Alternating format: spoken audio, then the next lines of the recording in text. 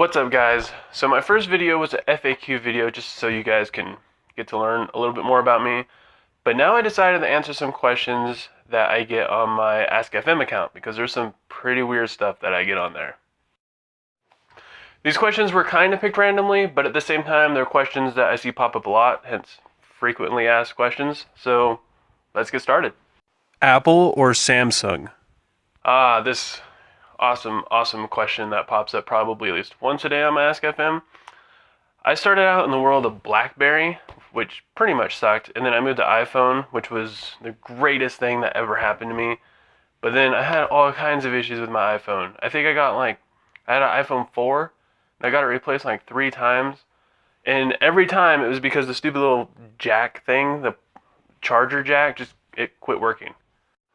And then I had to go down to the Apple store, which is like 45 minutes away from where I live. And you stand in there for hours and hours and you play with their other stupid little iPhones laying around. And then eventually I just went over to Sprint because that's who I had at the time. And I'm like, dude, I just need a new phone, man. And they're like, well, you want an iPhone or we have this HTC? And I'll try the HTC. Bought it, and 4 years later, I've never looked back. iPhone completely sucks compared to HTC as far as I'm concerned. I get everything I want for free. Is having a belly button more like a boy's or a girl's thing to have? I'm assuming you're wondering if boys or girls have belly buttons, but as far as I'm concerned, I think everybody does. I don't know, let's find out. So that was the only picture I could find on the internet of somebody not having a belly button. So I guess if you don't have one, you're probably an alien. I don't know. Everybody's born with an umbilical cord. That thing's got to get cut off. That's kind of how a belly button's made. So, I don't know. I'm assuming that's what your question was. What would you do if you found your fiance on POF, a dating hookup site, after he said he'd erase it? Yes. The good old, I found my boyfriend on Plenty of Fish again. What should I do question. You know, by saying that he told you he erased it, I'm assuming this is probably the second time you've caught him with a POF account. If it is, you might want to really rethink the relationship here, because apparently he's looking for something else. He's pretending to be single, or she's pretending to be single, or yeah, I don't know. That's all I got. Either way, if you guys are fiancés, you need to have a serious talk before you actually get married, because it's only going to create more issues, especially if this is the second time he's done it. It's pretty bad. Yeah. Would you like to run a marathon? Do you know how to prepare correctly? I actually do know how to prepare for a marathon. I was a personal trainer for about 2 years, so I trained people for all kinds of different things, and one of the people I had to train was somebody who had to run a marathon in like 2 months, and it was pretty brutal. And for the second part of the question, no, I would not run a marathon. Unless if it was for like some really good cause or something, but just for the sake of doing it, I would never do that. I'd probably do a mud run or a Spartan challenge before I did a marathon, just because I hate running. The farthest I've ever run is a 5K, and I have such a short attention span. I get so bored while I'm running. I hate it. I hate it. I would quit halfway through. I'd be like, you know what, I'm bored, I'm going home. Would you rather be able to breathe underwater or walk in the clouds? I think I'd rather be able to walk on clouds because I think I'd like to be able to fly. If you can breathe underwater, that's kind of cool because you'll never drown. But at the same time, there's freaking sharks in the water. There's all other kinds of there's monsters in the water. Okay, there's things that could eat you in the water. Sure, you can breathe, but it's not going to be fun getting eaten alive while you're able to breathe underwater.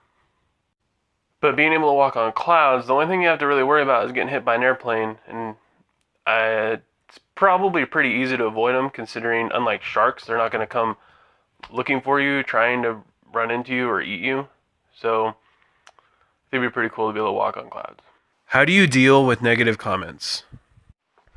Yes, negative comments. I'm not really big enough on YouTube right now to get too many comments, like either way. Majority of the time, the comments I do get on my videos are usually positive. But like on Instagram and stuff, where I'm a little bit more established, I don't really get too many negative comments on there either. And when I do, they don't really bug me all that much. But back in the day when I was on Vine, yeah, I had a lot of negative comments on there.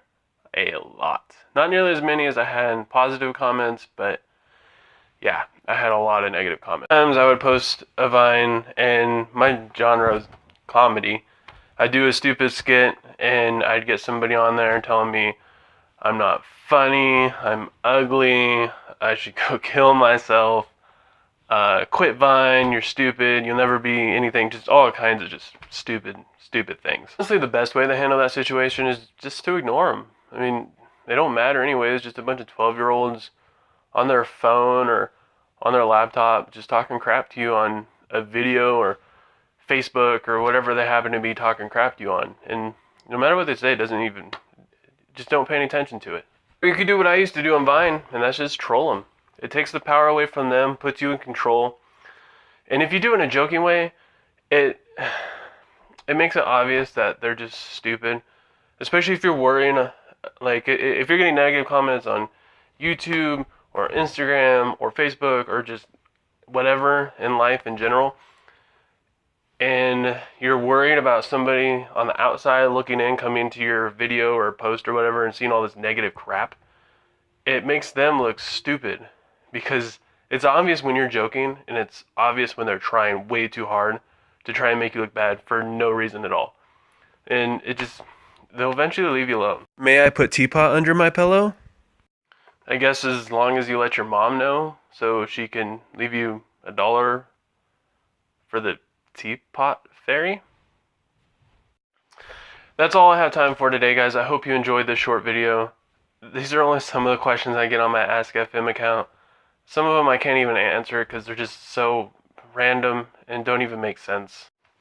But I guess it's the only place you can ask if boys and girls have belly buttons. So, and if you like my video, I mean, you know what to do. I'm not going to tell you how to live your life, but if you want to see more videos, just go ahead and click the subscribe button down there.